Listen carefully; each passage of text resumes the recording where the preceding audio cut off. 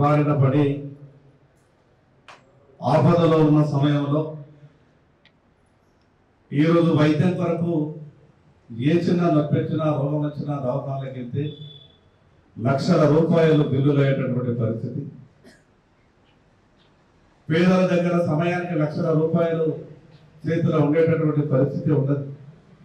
ఏ corporate హాస్పిటల్కి వెళ్ళినా కూడా వివిధ టెస్టుల పేరు మీద చిన్న ఆపరేషన్ జరిగినా కూడా లక్షల రూపాయల ఖర్చు, లక్షల రూపాయల బిల్లులు చెల్లిస్తే కానీ ఆరోగ్యం కూర్చోబడే పరిస్థితి కనిపిస్తలేదు. ఇన్సూరెన్సులు ఎన్ని ఉన్నా ఆ యొక్క ఇన్సూరెన్స్ పాలసీలు, ఆ యొక్క కట్టేటటువంటి ప్రీమియం పేదలకు అందుబాటులో లేని కారణంగా అందరం కూడా ఇన్సూరెన్స్ సౌకర్యాన్ని పొందలేకపోతున్నాం. మరి ఆరోగ్యశ్రీ వచ్చినా, ఆయుష్మాన్ భారత్ వచ్చినా కొన్ని రోగాలకి పరిమితం కావడం, మిగతా రోగాలకు తమ రూపాయి సంపాదించి పెట్టినటువంటి లేదా అప్పు చేసుకొని ఆసుపత్రికి వెళ్ళి ట్రీట్మెంట్ చేసుకునేటటువంటి పరిస్థితి ఉన్నది. నిజంగా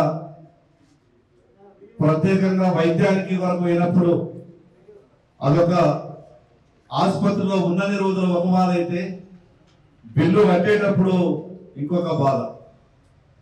లక్షల రూపాయలు కడితే కానీ ఆసుపత్రి నుంచి డిశ్చార్జ్ అయినటువంటి పరిస్థితి. కొన్ని సందర్భాలలోనైతే చనిపోయిన తర్వాత కూడా బిల్లు కట్టకుంటే మేము శవమీయం అనే విధంగా శవాలను కూడా కార్పొరేట్ హాస్పిటల్స్ రాబందుల తీరు దోసుకునేటటువంటి పరిస్థితిని మనమంతా కూడా కళ్ళారా చూస్తున్నాం. ప్రజలు పడుతున్నటువంటి ఈ యొక్క బాధని నేను మొన్న జరిగినటువంటి శాసనసభ సమావేశాల్లో కూడా ప్రభుత్వ దృష్టికి తీసుకెళ్ళినా.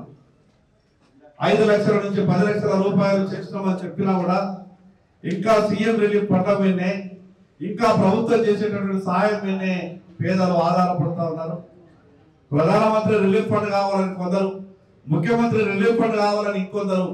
ఈ రకంగా మరి పేదలకు వైద్యం దొరకక ఇబ్బందులు పడతా ఉన్నారు.